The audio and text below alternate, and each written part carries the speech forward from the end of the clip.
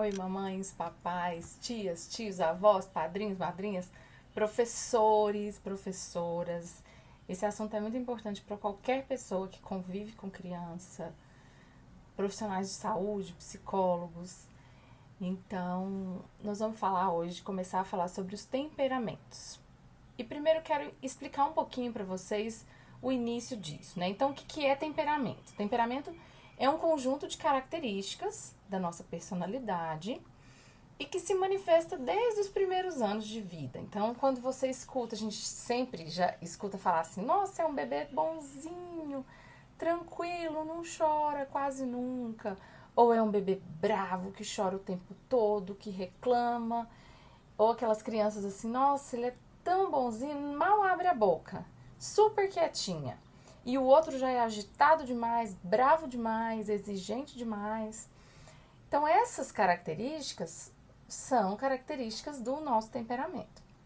O temperamento, um aspecto importante também, é que ele tem uma influência genética importante, ou seja, é muito comum que os filhos puxem, né, que os filhos tenham temperamentos semelhantes, ou em algum grau, pelo menos, semelhante ao dos seus pais. Uma outra questão é que o temperamento, ele continua ao longo da vida. É aquela coisa assim: nossa, eu nasci assim, vou ser assim para sempre, não posso mudar. Não, nem adianta que eu não mudo. Não é isso. Nós temos as características do nosso temperamento e a gente pode moldar, a gente pode trabalhar, tem uma influência do nosso ambiente para que isso seja moldado, sempre buscando as formas mais positivas. Então, tem uma coisa importante que o temperamento, então, é um aspecto da nossa personalidade que se manifesta por 3 áreas importantes. Eu anotei aqui porque eu não quero esquecer de falar nada para vocês. Então, nós temos a afetividade, atividade e atenção. São os 3 As. Eu já falei um pouquinho sobre esses aspectos numa série que eu fiz sobre o temperamento dos bebês. Então, quem tem bebê, criança muito pequenininha, dá uma olhada lá nesses vídeos dos temperamentos dos bebês. Mas com relação a esses aspectos aqui, afetividade, o que significa isso? Existem pessoas que são mais afetivas, que gostam mais de contato, de toque, de abraço, de beijo. E tem as pessoas que são mais tranquilas, mais reservadas, que não gostam tanto desse contato tão próximo. Com relação à atividade, né? Existem as pessoas mais ativas, as pessoas que estão sempre fazendo alguma coisa, sempre em movimento. Então, é uma atividade constante. São pessoas que às vezes não gostam muito nem de dormir, acham que estão perdendo tempo. E as pessoas com atividade menor, que são as pessoas mais calmas, mais tranquilas. Às vezes, por outras pessoas, são consideradas até pessoas lentas. E o aspecto da atenção. Algumas pessoas têm a atenção voltada para o externo, para o exterior. Ou seja, são aqueles radares, as pessoas que captam tudo. Aquela criança que você não está nem falando com ela, ela está lá no outro quarto, mas captou, escutou, está prestando atenção no que você está falando. Então a atenção dela é sempre voltada para fora. E as pessoas mais introspectivas, que têm atenção mais voltada para eles mesmos, atenção mais interna, às vezes se perdem nos próprios pensamentos. Muitas vezes dá a impressão de que a pessoa está voando, está no mundo da lua, mas ela está tão voltada para si que a atenção dela, as pessoas acham que ela é distraída ou até confundem com um déficit de atenção. Vamos tomar cuidado com isso. Então você aí já vai se observando sobre esses aspectos, como que você é, como que a sua criança é. Porque aí aos poucos a gente vai identificando, tentando identificar os temperamentos de cada um, né? E aí, nós temos 4 temperamentos. Como é que se chegou a esse formato assim? Isso vem sendo falado desde os antigos filósofos. Então, 2 filósofos muito importantes, que foram Hipócrates e Aristóteles, descreveram 4 temperamentos humanos. E isso continua até hoje, esses mesmos nomes continuam até hoje. E os 4 temperamentos são o colérico, sanguíneo, fleumático e melancólico. No livro da Isa Minatel, que se chama Temperamento Sem Limites, que é onde eu estou me baseando para falar essas informações aqui para vocês, ela até divide esses 4 temperamentos em 2 grupos, digamos assim. Que ela fala que existem os temperamentos da raiva, que são os coléricos e os sanguíneos, e os temperamentos da tristeza, no caso, melancólicos e fleumáticos. O que significa isso?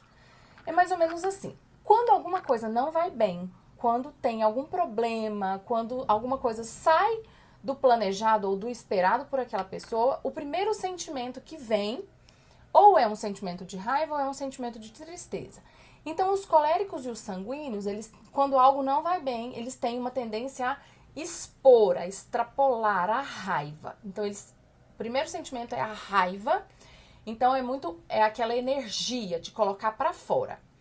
No caso dos melancólicos e dos fleumáticos, quando alguma coisa não vai bem, eles ficam mais reflexivos, mais internos. E o primeiro sentimento é um sentimento de tristeza, de reflexão, é algo mais introspectivo. Por essa explicação, você já consegue se perceber um pouquinho e talvez até perceber a sua criança.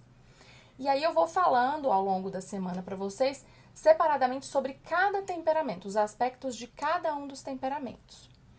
Mas uma coisa que eu queria contar para vocês também é como é que eu cheguei até aqui, como é que eu cheguei nesse estudo.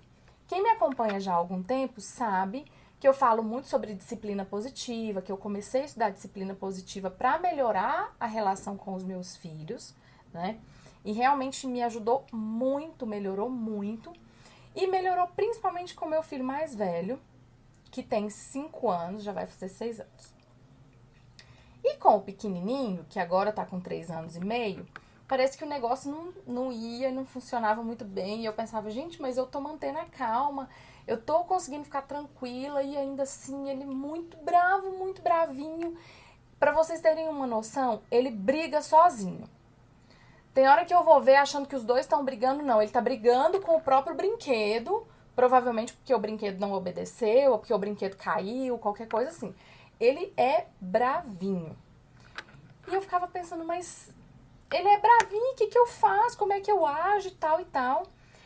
E aí, quando eu comecei a estudar sobre os temperamentos, que eu descobri qual era o temperamento dele, foi que eu comecei a entender muito melhor e eu comecei a conseguir lidar melhor com isso.